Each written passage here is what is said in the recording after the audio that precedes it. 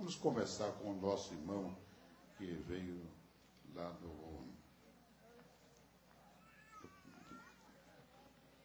Belém do Pará.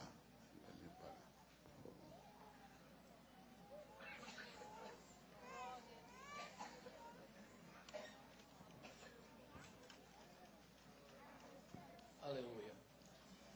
Meus irmãos, eu cumprimento a todos com a paz do Senhor. É para mim uma alegria imensa poder estar aqui com os irmãos, para nós podermos adorarmos e engrandecermos o nome do nosso Deus. É uma alegria. Nós estamos em uma grande batalha, em uma grande peleja, e vindo a São Paulo para a nossa AGO, a nossa convenção, e como trabalhamos com o pastor Gilberto, que é vice-presidente da CGADB, ficamos aqui responsáveis por alguns trabalhos que nós ainda esperamos essa semana. Então eu peço a todos os irmãos, a igreja, que estejam orando pela nossa CGADB, pela nossa convenção.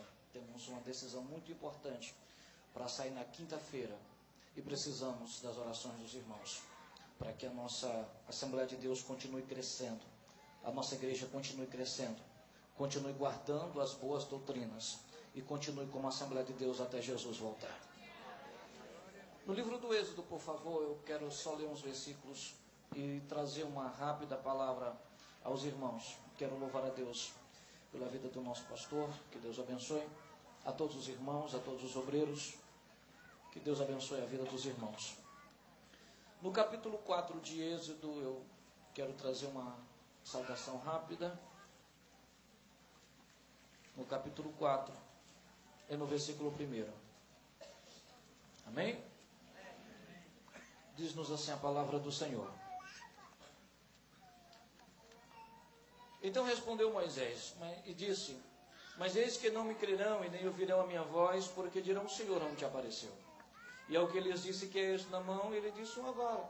E disse: lança na terra. E ele lançou na terra, e ela tornou-se em vara, em cobra, e Moisés fugia dela.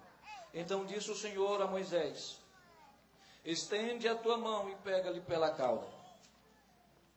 E ele, estendendo a mão, pegou pela cauda, e ela tornou-se em vara nas suas mãos. Versículo 5. Para que creio que te apareceu o Senhor Deus de seus pais, Deus de Abraão, Deus de Isaque, Deus de Jacó. Disse-lhe mais o Senhor: mete agora a tua mão no teu seio. E ele meteu a mão no seio, e quando tirou, eis que a sua mão estava leprosa, branca como a neve.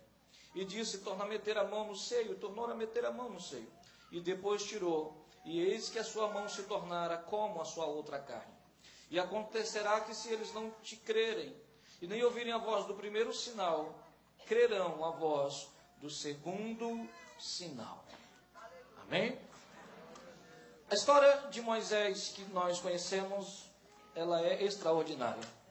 Na verdade, toda a história do povo de Deus, desde o seu princípio, ela é extraordinária. Deus precisava preparar a nação, ou preparar a humanidade para trazer o Messias. E antes que o Messias viesse, Deus precisava separar um povo, santificar um povo. Por causa da vinda do Messias, Deus chama Abraão e faz a Abraão algumas promessas. Antes que Deus comece a cumprir as promessas de Abraão, na vida de Abraão, ele faz a Abraão algumas exigências. E ele diz: Abraão, saia do meio da casa dos seus pais, saia do meio dos seus parentes, vai para uma terra que eu estou te mostrando, porque de lá eu farei de você uma grande nação. Abraão sai da casa do seu pai, Abraão sai do meio dos seus parentes, e vai para a terra que o Senhor havia mostrado para ele. Se nós lermos o livro de Gênesis, vamos entender que Abraão passou toda a sua vida percorrendo esta terra. Todo o ministério de Abraão foi circulando a terra que Deus havia prometido para ele. Quando Abraão passa mais de 50 anos, e agora ele já tem para mais de 126 anos, ele está chegando ao final do seu ministério, ao final da sua vida. Todo o seu ministério foi circulando a terra, e agora Deus olha para ele e diz: Abraão, daqui a 400 anos, eu vou entregar essa terra nas mãos dos seus descendentes. Diga comigo bem forte: 400 anos. Passou-se Abraão, veio Isaac, depois de Isaac veio Jacó. De Jacó se levanta 12 filhos. Dos 12 filhos de Jacó havia um especial. Esse falava com Deus enquanto dormia. Enquanto ele estava com a sua cabeça reclinada sobre o seu travesseiro, o Senhor o visitava. Enquanto ele estava descansando, ele recebia a presença de Deus. Eu quero dizer para você nesta noite, eu não sei como é que foi o seu dia, não sei como é que está começando a sua semana, eu não sei como é que está o seu primeiro semestre do ano de 2017, mas eu tenho uma coisa para te dizer: qualquer hora dessas, enquanto você estiver dormindo, o Senhor vai te visitar, o Senhor vai te aparecer em sonhos, o Senhor vai te tranquilizar, o Senhor vai te mostrar que Ele é contigo aonde você esteja e que a mão dEle está estendida sobre você. José é um grande sonhador e é levado para o Egito, ou é vendido para o Egito como escravo pelos seus irmãos. E José passa a viver no Egito, passa a habitar no Egito. E sabe o que é interessante? É que a Bíblia diz que no Egito, aonde José colocava as suas mãos, Deus fazia prosperar. No Egito, mesmo em terra estranha, aonde José colocava as suas mãos, Deus fazia dar frutos, porque as mãos do Senhor estavam estendidas sobre ele. Sabe o que é que eu aprendo com esta palavra? É que as mãos do Senhor estão estendidas sobre nós. Que aonde você chegar, Deus vai te fazer prosperar. Que aonde você chegar, Deus vai te fazer crescer. Que aonde você chegar, por mais estéril que seja a terra, por mais difícil que pareça, Deus vai fazer acontecer milagres extraordinários na sua vida. Deus vai fazer coisas sobrenaturais acontecerem na sua vida. É só você olhar para o estado de São Paulo. O estado de São Paulo é repleto por nordestinos, homens e mulheres que vieram do norte e nordeste do nosso país, mas quando chegaram aqui acreditaram na promessa. Deus os fez crescer, Deus os fez prosperar. Eu quero dizer para você, você vai crescer, Deus vai te abençoar, Deus vai multiplicar tudo que há. José se destaca no Egito, José cresce no Egito e se torna governador do Egito. Há na terra uma grande fome e agora José é usado por Deus para trazer toda a sua família para o Egito. E a Bíblia diz que os que entraram pela coxa direita de Jacó eram 70, diga comigo 70. Diga com mais vontade, diga 70.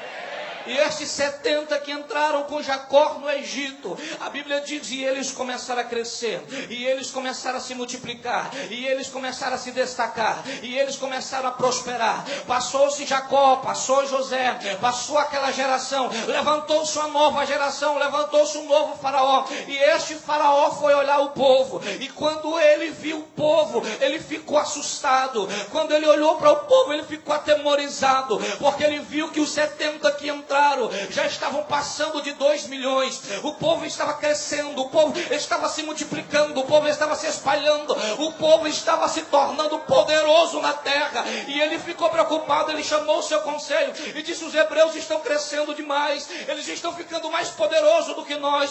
Vamos fazer alguma coisa para ver se nós barramos o crescimento deles, vamos cobrar deles mais imposto, para ver se eles diminuem o seu crescimento. E eles cobraram imposto, mas a Bíblia diz que quanto mais os egípcios cobravam, mais os hebreus tinham para dar. Quanto mais eles pediam, mais eles tinham para dar. Eles não estão dando certo. Vamos começar a perseguir eles. Vamos perseguir, vamos bater neles, vamos caluniar eles, vamos escravizar eles, vamos fazer eles sofrer para ver se eles param o crescimento. E a Bíblia diz que quanto mais eles batiam, quanto mais eles escravizavam, quanto mais eles perseguiam, mais o povo crescia, mais o povo se destacava, mais o povo se desenvolvia, mas o povo era poderoso, porque as mãos do Senhor estavam estendidas sobre eles. Eu sei que eu já preciso parar, mas olha aqui para mim, eu já vou parar. Olha aqui para mim, o seu crescimento assusta, a forma como Deus te levantou assusta, a forma como Deus te usa no ministério assusta, a forma como Deus faz você crescer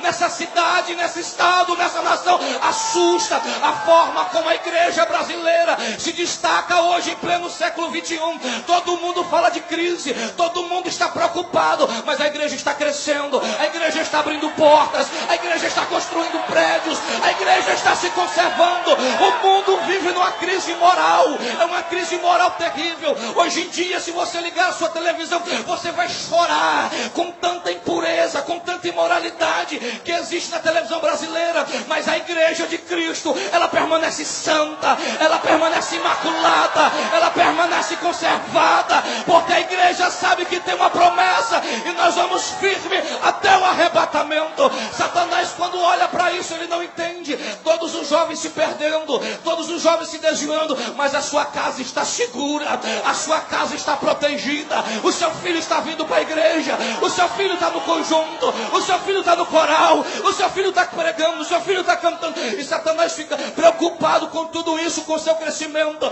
Aí ele tenta bater em você, aí ele tenta humilhar você, aí ele tenta perseguir você, aí ele tenta cobrar de você.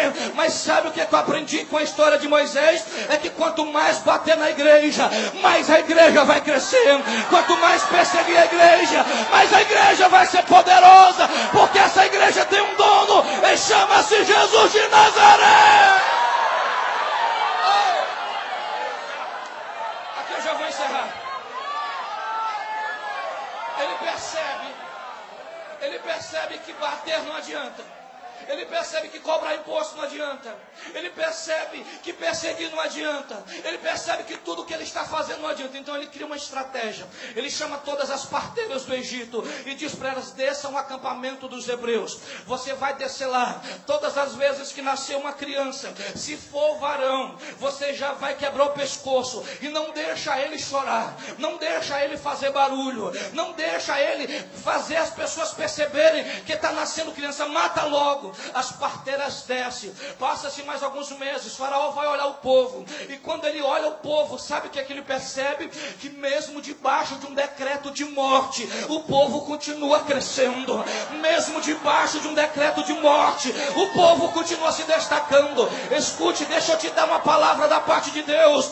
A palavra de morte, o decreto de morte lançado pelo Satanás, lançado pelos homens, não é o fim para você. O decreto de morte não é o fim. O diagnóstico de morte não é o fim. O diagnóstico de fracasso não é o fim, porque a última palavra, ela vem de Deus. Ela vem de Deus. Ela vem de Deus. Ela vem de Deus. E a última palavra que ele traz para você é: não temas, crê somente, porque você vai ver a vitória de Deus na tua vida. Aleluia. Quando ele olha, ele vê que o povo está crescendo debaixo de um decreto de morte. Ele chama as parteiras e pergunta às parteiras: o que é que está acontecendo? Eu disse: por quê, Faraó? Eu não disse a vocês que era para pegar todas as crianças que nascessem e quebrar o pescoço? Eu disse: sim, Faraó. Então por que vocês não estão fazendo? Por que as crianças continuam nascendo? Elas chamaram esse Faraó: senta aqui, deixa eu te contar. Aquele povo é diferente. Aquele povo tem algo sobrenatural na vida deles.